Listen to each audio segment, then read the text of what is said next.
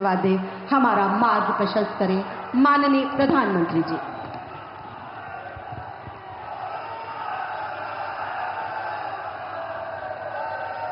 नमः पार्वती पतये हर हर महादेव।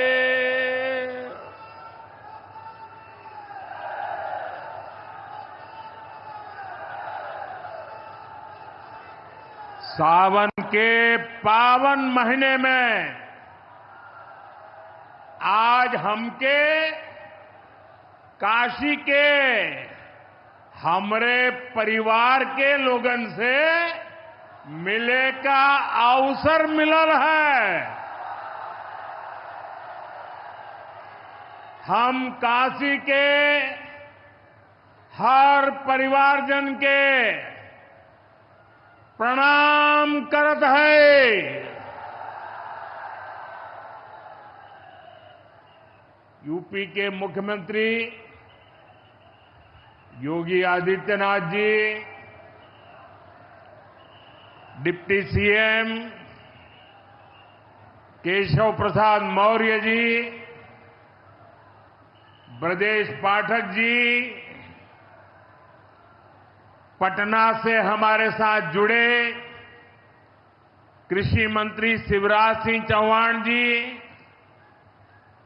देश के अलग अलग हिस्सों में जुड़े हुए सभी आदरणीय मुख्यमंत्रीगण, गवर्नर श्री, मंत्रीगण, यूपी सरकार के मंत्रीगण, यूपी भाजपा अध्यक्ष भूपेंद्र सिंह चौधरी जी, सभी विधायक एवं जनप्रतिनिधिगण और मेरे प्यारे किसान भाई और बहनों, और विशेष रूप से काशी के मेरे मालिक जनता जनार्दन,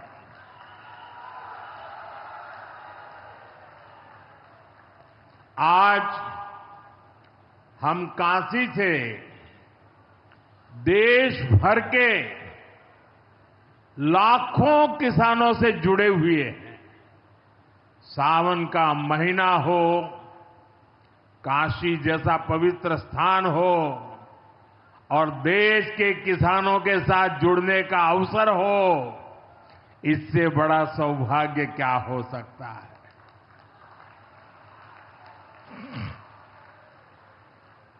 आज मैं ऑपरेशन सिंदूर के बाद पहली बार काशी आया हूं।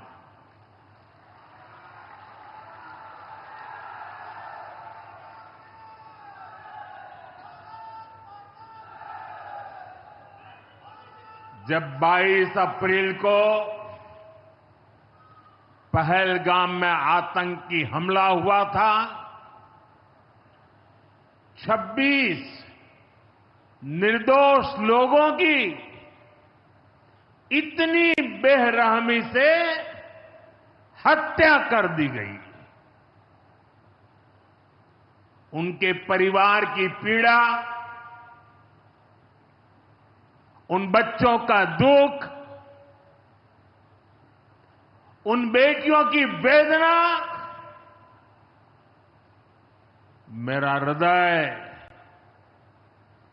बहुत तकलीफ से भर गया था। तब मैं बाबा विश्वनाथ से यही मना रहा था कि सभी पीड़ित परिवारों को ये दुख सहने की हिम्मत दे। काशी के मेरे मालिकों, मैंने अपनी बेटियों के सिंदूर का बदला लेने का जो वचन दिया था,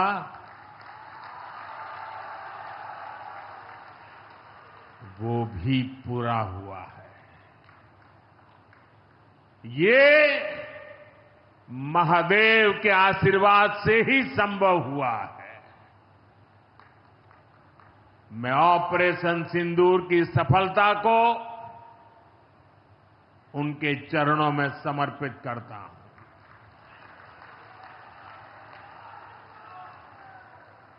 साथियों,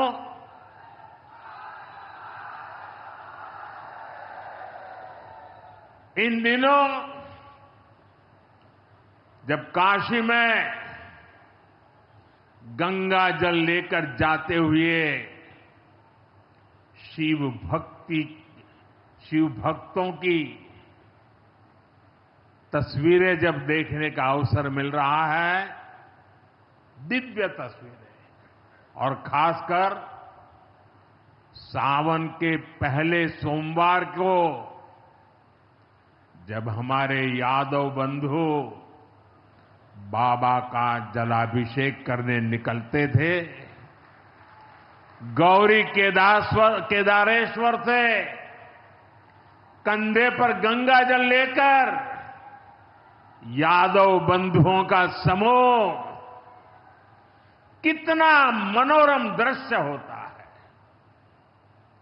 डमरू की आवाज, गलियों में कोलाहल, एक अद्भुत भाव विश्व पैदा होता है। मेरी भी बहुत इच्छा थी कि सावन के पवित्र महीने में बाबा विश्वनाथ और मार्कंडेय महादेव के दर्शन करूं, लेकिन मेरे वहां जाने से महादेव के भक्तों को असुविधा न हो, उनके दर्शन में बाधा न पड़े, इसलिए मैं आज यहीं से भोलेनाथ और मां गंगा को प्रणाम कर रहा हूं।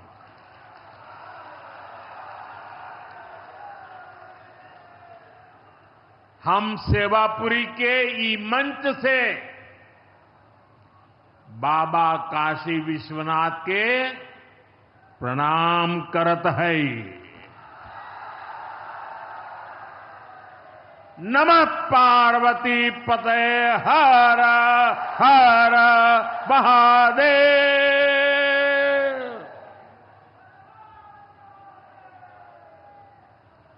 साथियों, कुछ दिनों पहले मैं तमिलनाडु में था। मैं वहां 1000 साल पुराने एक ऐतिहासिक मंदिर गया था, गंगईकोंडा चोलापुरम मंदिर। ये मंदिर देश की शैव परंपरा का एक प्राचीन केंद्र है। ये मंदिर हमारे देश के महान और प्रसिद्ध महान राजा राजेंद्र चोल ने बनवाया था। राजेंद्र चोल ने उत्तर भारत से गंगा जल मंगवाकर उत्तर को दक्षिण से जोड़ा था। 1000 साल पहले अपनी शिव भक्ति और शैव परंपरा के जरिए राजेंद्र चोल ने एक भारत श्रेष्ठ भारत का उद्घोष किया। आज काशी तमिल संगमम जैसे प्रयासों के जरिए हम उसे आगे बढ़ाने का एक नम्र प्रयास कर रहे हैं। और मैं जब अभी गंगईकोंडा चोलापुरम गया तो मेरे लिए बहुत संतोष की बात है कि 1000 साल बाद आपके आशीर्वाद से मैं भी गंगा जल लेकर वहां गया था। मां गंगा के आशीर्वाद से बहुत ही पवित्र माहौल में वहां पूजा संपन्न हुई। गंगा जल से वहां जलाभिषेक करने का सौभाग्य प्राप्त हुआ। साथियों, जीवन में ऐसे अवसर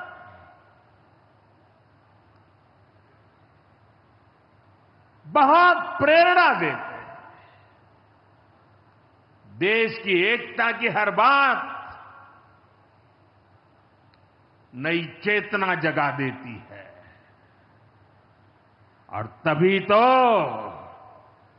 ऑपरेशन सिंदूर सफल होता है।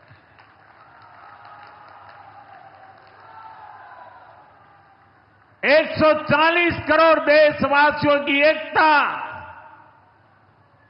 ऑपरेशन सिंदूर की ताकत बन जाती है।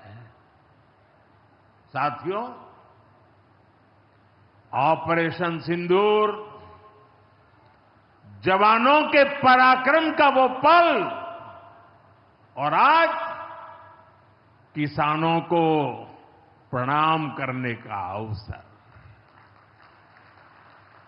आज यहां एक विराट किसान उत्सव का आयोजन हो रहा है। देश के 10 करोड़ किसान भाइयों बहनों के खातों में 21,000 करोड़ रुपए पीएम किसान सम्मान निधि के रूप में भेजे गए हैं। और जब काशी से धन जाता है ना, वो तो अपने आप प्रसाद बन जाता है।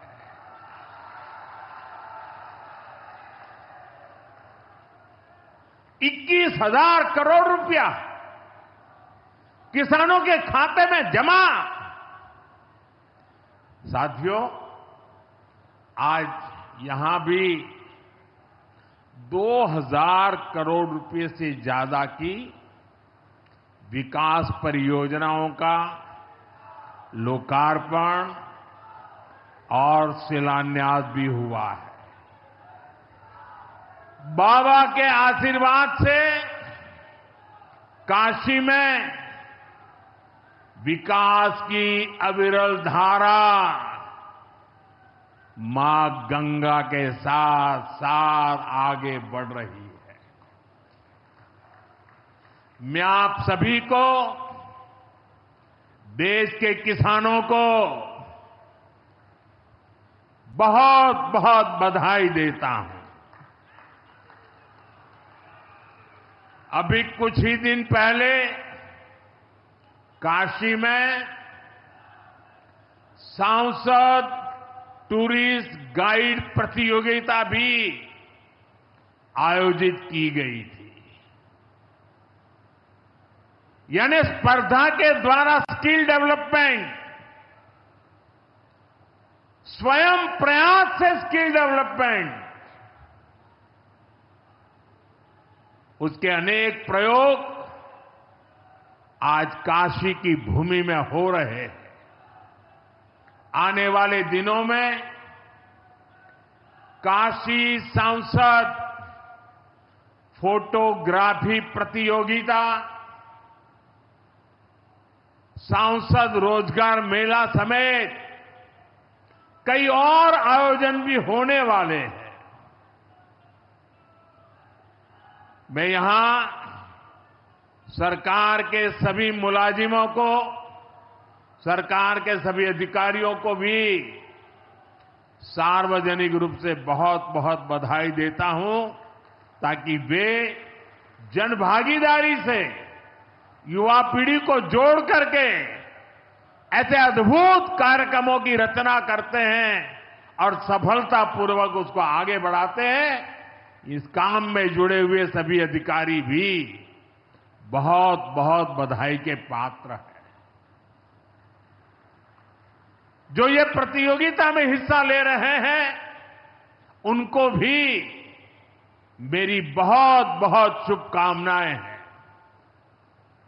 साथियों, हमारी सरकार निरंतर किसानों की खुशहाली के लिए काम कर रही है। पहले की सरकारों में किसानों के नाम पर हुई एक घोषणा भी पूरी होना मुश्किल होता था, लेकिन भाजपा सरकार जो कहती है वो करके दिखाती है। आज पीएम किसान सम्मान निधि सरकार के पक्के इरादों का उदाहरण बन चुकी है।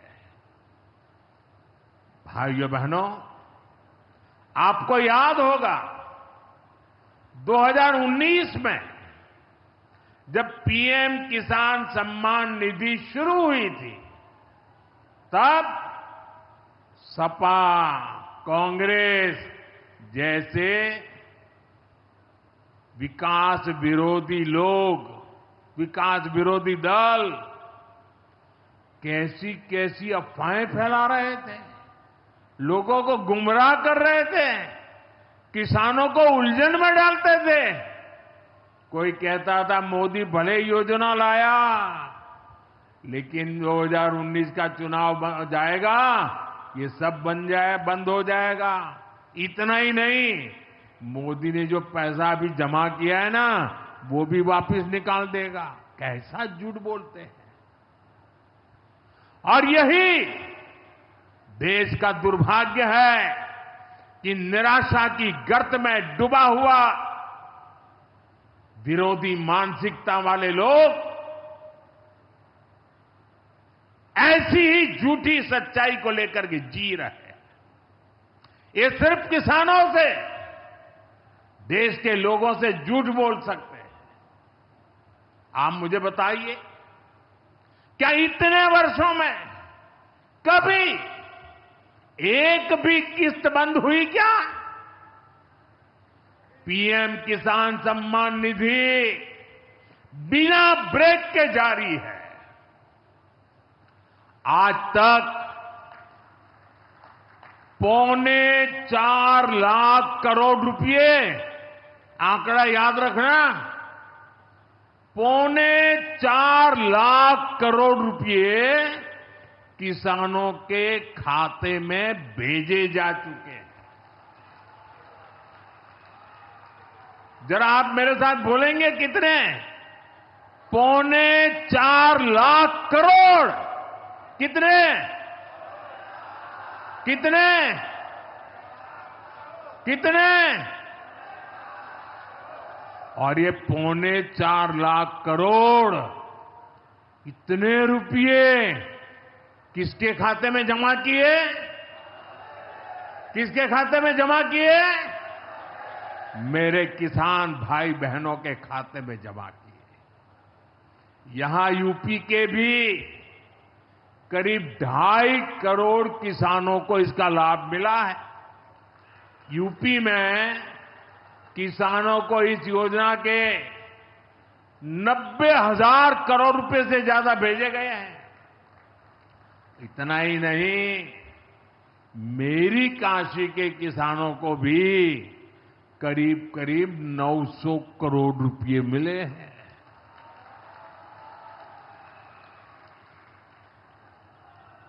आपने ऐसा सांसद चुना कि आपके खाते में 900 करोड़ रुपया आया है। और इससे बड़ी बात, बिना किसी कट कमीशन के, कोई बिचौलिया नहीं, कोई कट नहीं, कोई कमीशन नहीं, कोई पैसे की हेरा फेरी नहीं, सीधे ये पैसे किसानों के खाते में पहुंचे हैं।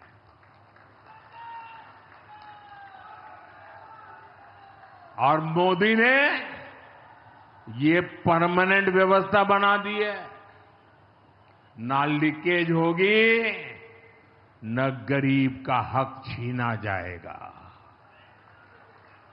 साथियों, मोदी के विकास का मंत्र है, जो जितना पिछड़ा उसे उतनी ज्यादा प्राथमिकता। जो जितना पिछड़ा उसे ज्यादा प्राथमिकता। इस महीने केंद्र सरकार ने एक और बड़ी योजना को मंजूरी दी है। इसका नाम है प्रधानमंत्री धन धान्य कृषि योजना। इस योजना पर 24,000 करोड़ रुपए किसानों के कल्याण के लिए, कृषि व्यवस्था के लिए, कृषि विकास के लिए 24,000 करोड़ रुपए खर्च किए जाएंगे। देश के ऐसे जिले जो पिछली सरकारों की गलत नीतियों के कारण विकास की राह में पिछड़ गए, पिछड़े रह गए, जो कृषि उत्पादन भी कम हो रहा है, जहां किसानों की आमदनी भी कम है, अरे कोई पूछने वाला नहीं था, उन जिलों पर प्रधानमंत्री धन धान्य कृषि योजना का फोकस होगा। इससे यूपी के भी लाखों किसानों को फायदा होगा। साथियों, किसानों के जीवन में बदलाव के लिए, उनकी आय बढ़ाने के लिए, खेती पर होने वाला खर्च कम करने के लिए एनडीए सरकार पूरी शक्ति से काम कर रही है, पूरी ताकत लगा रही है। हम बीज से बाजार तक किसानों के साथ खड़े हैं। खेतों तक पानी पहुंचे, इसके लिए देश में लाखों करोड़ रुपए की सिंचाई योजना चलाई जा रही है। साथियों, किसानों के सामने एक बड़ी चुनौती मौसम की होती रही है। कभी ज्यादा बारिश हो गई, कभी ओला गिर गया, पाला पड़ गया। किसानों को इससे सुरक्षा देने के लिए पीएम फसल बीमा योजना शुरू हुई। इस योजना के तहत, यह आंकड़ा भी याद रखिए, इस बीमा योजना के तहत अब तक 2.25 लाख करोड़ रुपए, 2.25 लाख करोड़ रुपए से ज्यादा का क्लेम किसानों को दिया जा चुका है। बीमा के माध्यम से 2.25 लाख करोड़ रुपया, कितना बताएंगे? कितना? 2.25 लाख करोड़ रुपया।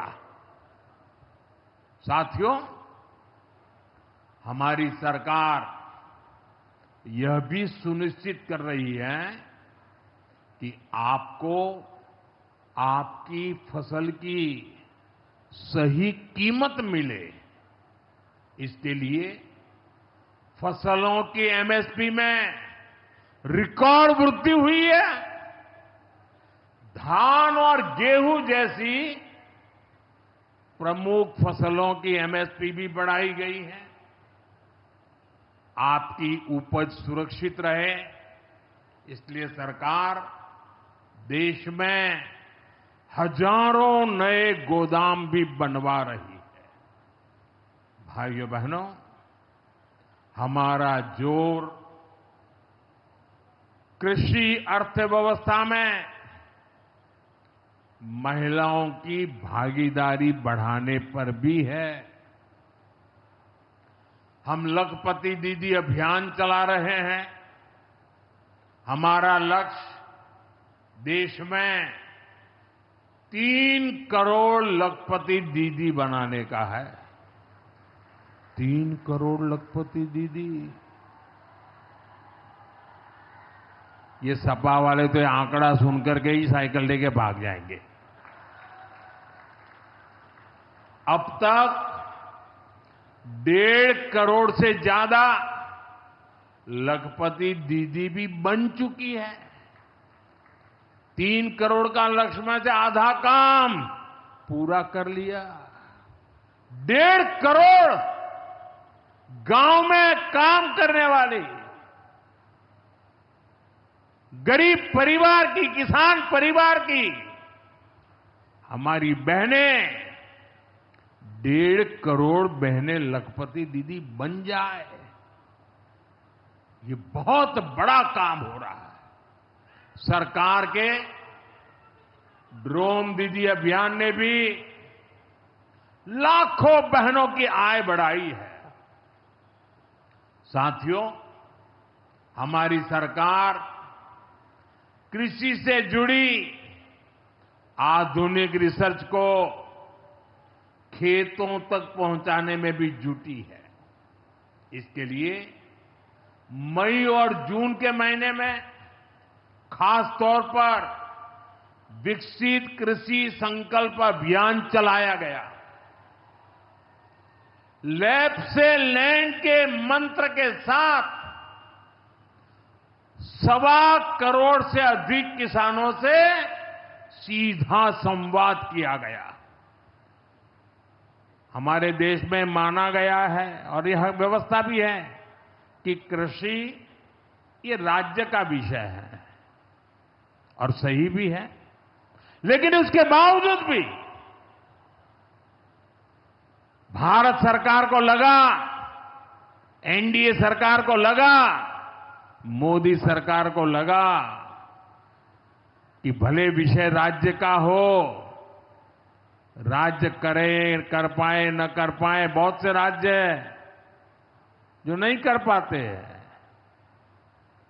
तो हमने तय किया कि हम खुद भी कुछ करेंगे और करोड़ों किसानों के साथ सीधा संवाद किया।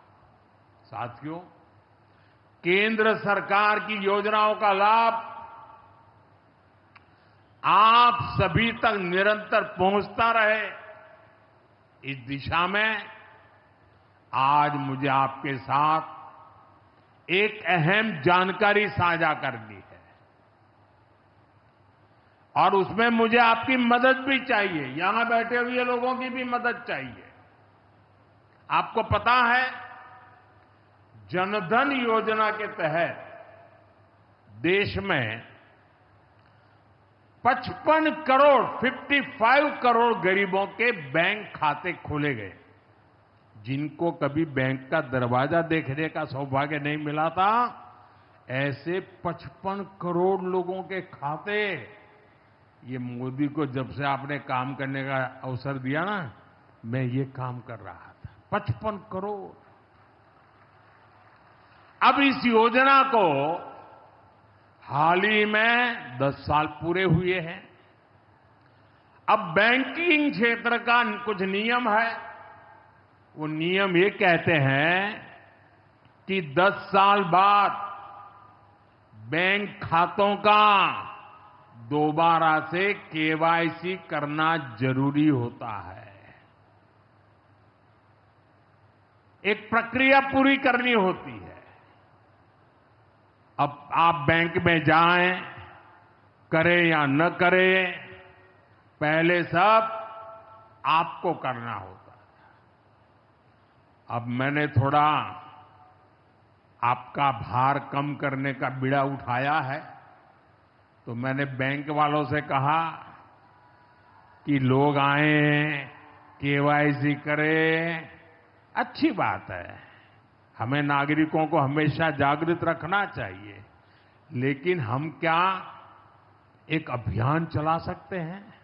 मैं आज रिजर्व बैंक का, हमारे देश की सभी बैंकों का बैंक के सभी कर्ता धर्ताओं का हृदय से अभिनंदन करना चाहता हूं। आज उन्होंने एक ऐसा काम उठाया है जो हमें गर्व से भर देता है। बैंक के लोग इस 10 करोड़ लोगों को, अरे 10 साल के बाद ये 55 करोड़ लोग अपना फिर से रिव्यू करें, इसलिए केवाईसी जो करना है, इस काम को पूरा करने के लिए 1 जुलाई से देश भर में बहुत बड़ा अभियान चल रहा है। हमारे बैंक स्वयं हर ग्राम पंचायत तक पहुंच रहे हैं, वहां पर जाकर के मेला लगाते हैं। अब तक ऐसी करीब 1 लाख ग्राम पंचायत में बैंक अपने कैंप, अपना मेला लगा चुके हैं। लाखों लोगों ने दोबारा अपना केवाईसी भी करा लिया है और ये अभियान आगे भी चलने वाला है। मैं ऐसे हर साथी जिसका जनधन खाता है उससे आग्रह करूंगा कि वो फिर से अपना केवाईसी जरूर करा ले। साथियों, ग्राम पंचायतों में बैंक जो स्पेशल कैंप लगा रहे हैं, अभी भी लाखों पंचायतों का काम जारी है। मैं समझता हूं कि इन कैंप का फायदा उठाना चाहिए और उसके कई फायदे हैं। एक और फायदा भी है, इन कैंपों में प्रधानमंत्री सुरक्षा बीमा योजना, प्रधानमंत्री जीवन ज्योति बीमा योजना, अटल पेंशन योजना, ऐसी अनेक योजनाओं का रजिस्ट्रेशन भी हो रहा है। और ये बीमा तो ऐसा है कि एक चाय के खर्चे से भी कम खर्चा लग जाता है। ये योजनाएं आपकी बहुत मदद करती है।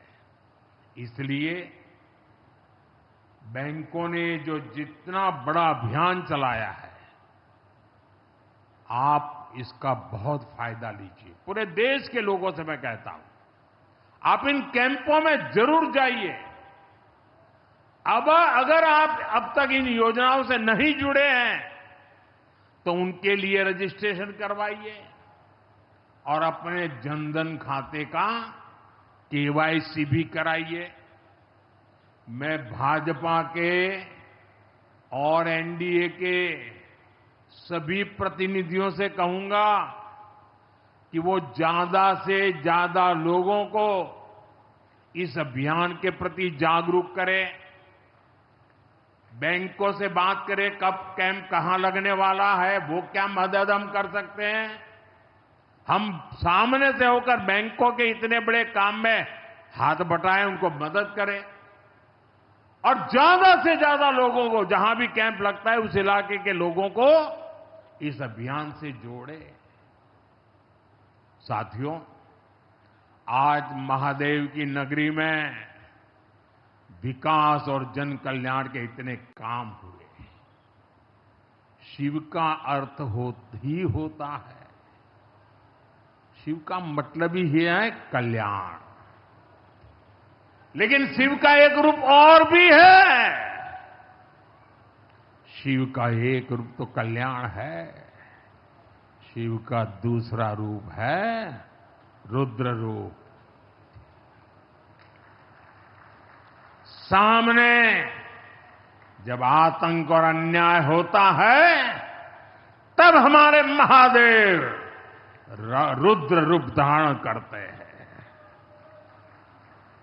ऑपरेशन सिंदूर के दौरान दुनिया ने भारत का यही रूप देखा है। भारत पर जो वार करेगा वो पाताल में भी नहीं बचेगा।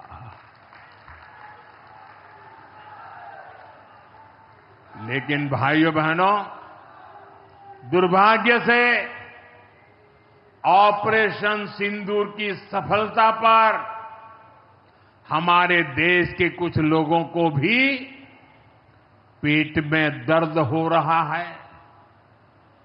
ये कांग्रेस पार्टी और उनके चेले चपाटे, उनके दोस्त इस बात को पचा नहीं पा रहे कि भारत ने पाकिस्तान के आतंकी ठिकानों को तबाह कर दिया। मैं मेरे काशी के मालिकों से पूछना चाहता हूं, भारत की ताकत से आपको गर्व होता है कि नहीं होता है? ऑपरेशन सिंदूर से गर्व होता है कि नहीं होता है? आतंकियों के ठिकानों को नष्ट करने का आपको गर्व होता है कि नहीं होता है? साथियों, आपने वो तस्वीरें देखी होगी, कैसे हमारे ड्रोन्स, हमारे मिसाइल्स ने सटीक वार करके आतंक के हेडक्वार्टर्स को खंडहर बना दिया। पाकिस्तान के कई सारे एयरबेस तो आज भी आईसीयू में पड़े हैं। पाकिस्तान दुखी है, ये तो सब कोई समझ सकता है, लेकिन पाकिस्तान का ये दुख कांग्रेस और सपा से सहन नहीं हो पा रहा। उधर आतंक का आकार होता है, इधर कांग्रेस सपा वाले आतंकियों की हालत को देखकर रोते हैं। साथियों, कांग्रेस हमारी सेनाओं के पराक्रम का लगातार अपमान कर रही है। कांग्रेस ने ऑपरेशन सिंदूर को तमाशा कहा है। आप मुझे बताइए, सिंदूर कभी भी तमाशा हो सकता है क्या? हो सकता है क्या? क्या सिंदूर को तमाशा कोई कह सकता है क्या? हमारी सेना का पराक्रम और बहनों के सिंदूर का बदला, तमाशा कहने की ये हिम्मत, ये निर्लज्जता, भाइयों बहनों, वोट बैंक और तुष्टीकरण की इस राजनीति में ये समाजवादी पार्टी भी पीछे नहीं है। ये सपा के नेता संसद में कह रहे थे, पहलगाम के आतंकवादियों को अभी क्यों मारा? अब बताइए, क्या उनको फोन करूं क्या? सपा वालों को मारूं क्या ना मारूं? कोई मुझे बताए भाई, सामान्य बुद्धि से बताए, क्या आतंकवादियों को मारने के लिए भी क्या इंतजार करना चाहिए क्या? क्या उन्हें भागने का मौका देना था क्या? ये वही लोग हैं जो यूपी में जब सत्ता में थे तब आतंकवादियों को क्लीन चिट देते थे, बम धमाके करने वाले आतंकियों से मुकदमे वापस लेते थे। अब उन्हें आतंकवादियों के मारे जाने पर परेशानी हो रही है। इन्हें ऑपरेशन सिंदूर के नाम पर परेशानी हो रही है। मैं इन लोगों को काशी की धरती से कहना चाहता हूं, ये नया भारत है।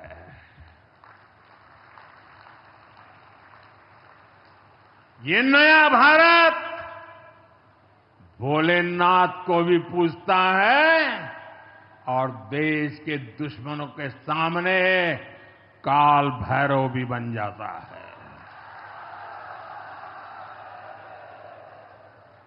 साथियों, ऑपरेशन सिंदूर के दौरान भारत के स्वदेशी हथियारों की ताकत पूरी दुनिया ने देखी है। हमारे एयर डिफेंस सिस्टम, हमारी स्वदेशी मिसाइलें, स्वदेशी ड्रोन्स, इन्होंने आत्मनिर्भर भारत की ताकत को साबित किया है।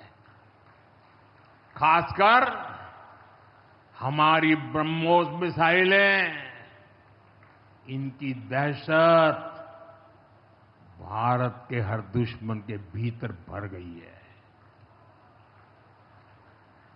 पाकिस्तान में कहीं यूं ही ब्रह्मोस आवाज आ जाए ना तो नींद नहीं आती।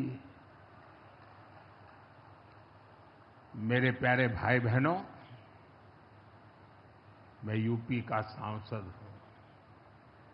यूपी के सांसद के नाते मुझे खुशी है कि वो ब्रह्मोस मिसाइलें हमारे यूपी में भी बनेगी।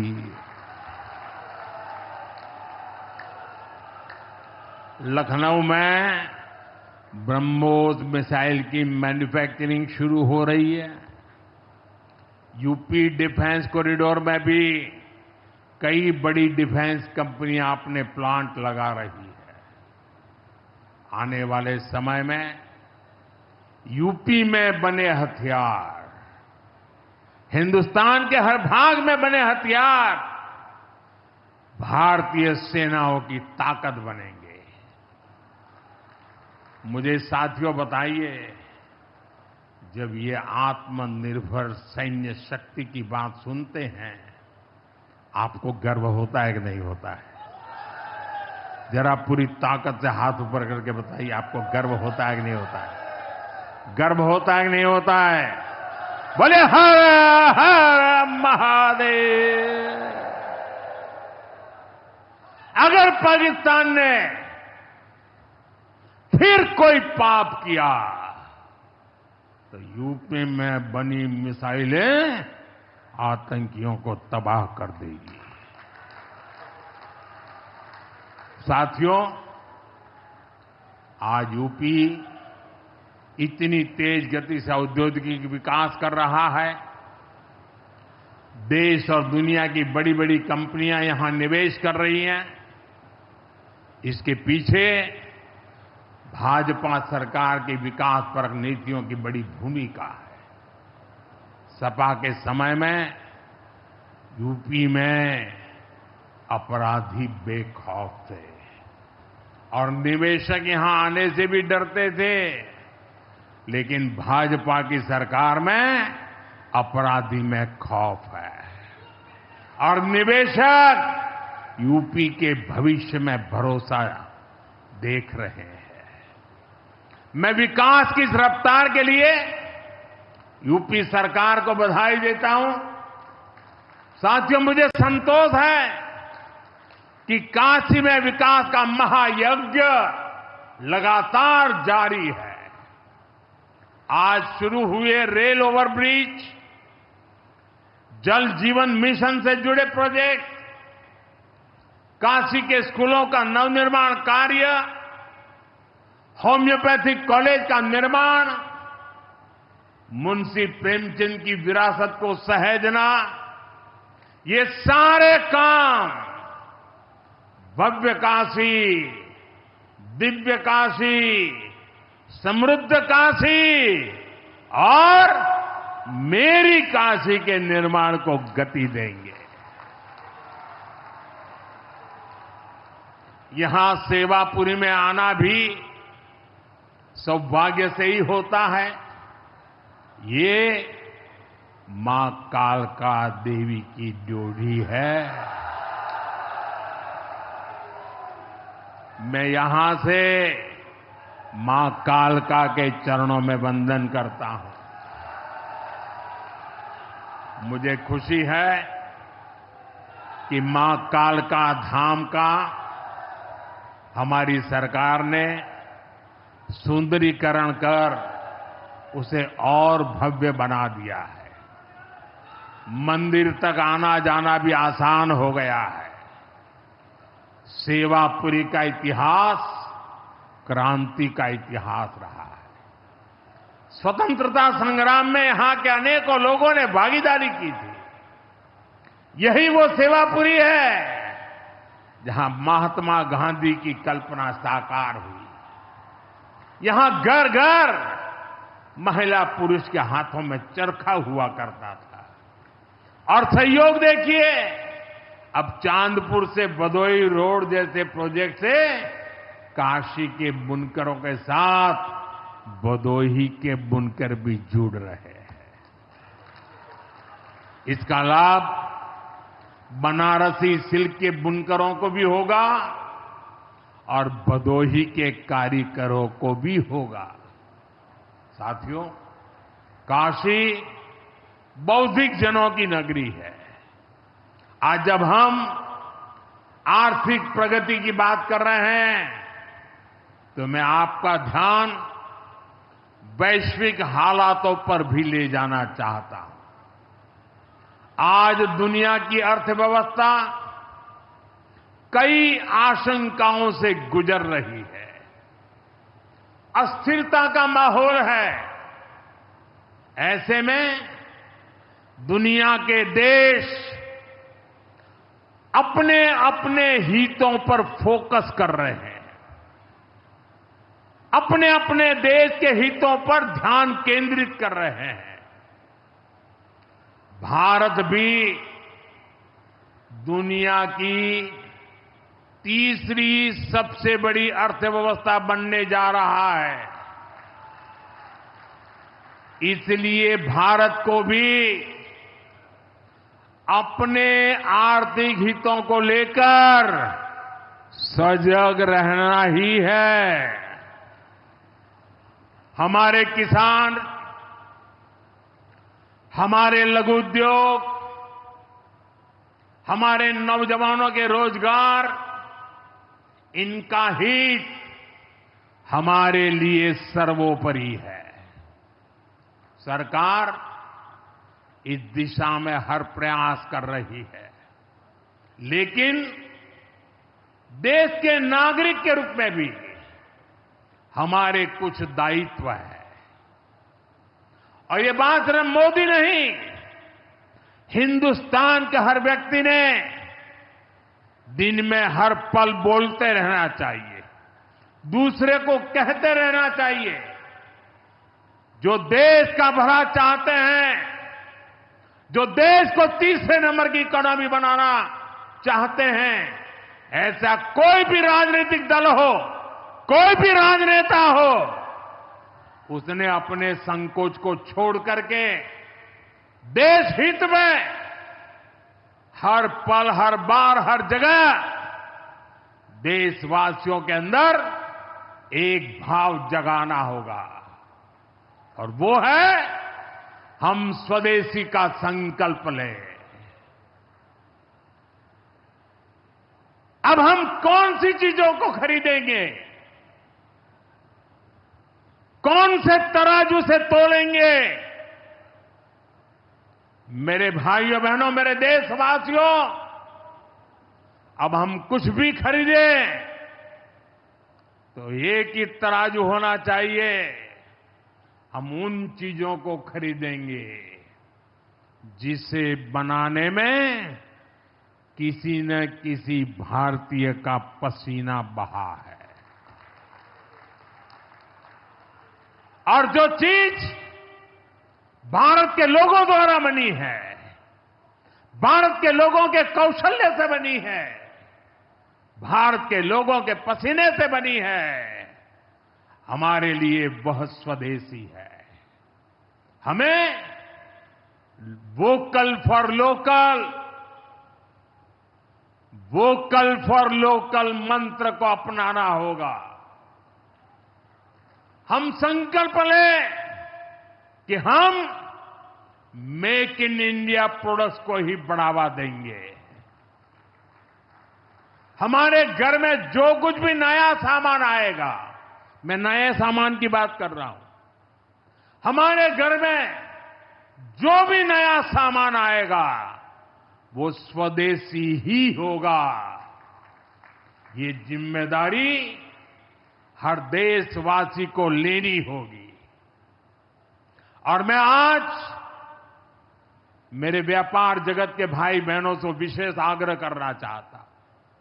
मैं मेरे दुकानदार भाई बहनों से आग्रह करना चाहता हूं, जब दुनिया इस प्रकार से अस्थिरता के माहौल से गुजर रही है, तब हम भी, चाहे व्यापार हो, छोटी दुकान हो, कारोबार करते हो, अब हम हमारे यहां से सिर्फ और सिर्फ स्वदेशी माल ही बेचेंगे। साथियों, ये स्वदेशी माल बेचने का संकल्प भी देश की सच्ची सेवा होगा। आने वाले महीने त्योहारों के महीने हैं, दिवाली आएगी, बाद में शादियों के समय आएगा। हर पल अब स्वदेशी ही खरीदेंगे। मैंने जब देशवासियों को कहा था मेड इन इंडिया, अब विदेशों में जाकर के शादियां कर करके देश का धन मत लुटाओ। और मुझे खुशी है, कई नौजवान मुझे चिट्ठी लिखते थे कि हमारा परिवार तो विदेश में शादी करना तय किया था, लेकिन आपकी बात सुन करके अब हमने वहां का सारा कैंसिल कर दिया, थोड़ा खर्चा भी हो गया, लेकिन अब हम भारत में ही शादी करेंगे। हमारे यहां भी बहुत अच्छे स्थान है जहां शादी ब्याह हो सकता है। हर बात में स्वदेशी का भाव आने वाले दिनों में हमारा भविष्य तय करने वाला है दोस्तों। और ये महात्मा गांधी को भी बड़ी श्रद्धांजलि होगी। साथियों, सबके प्रयास से ही विकसित भारत का सपना पूरा होगा। एक बार फिर आपको आज के विकास कार्यों की बहुत बहुत बधाई देता हूं।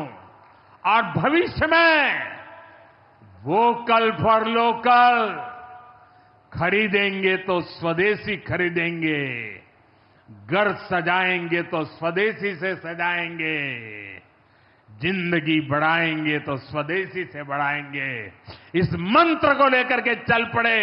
बहुत बहुत धन्यवाद। मेरे साथ बोले हर हर महादेव।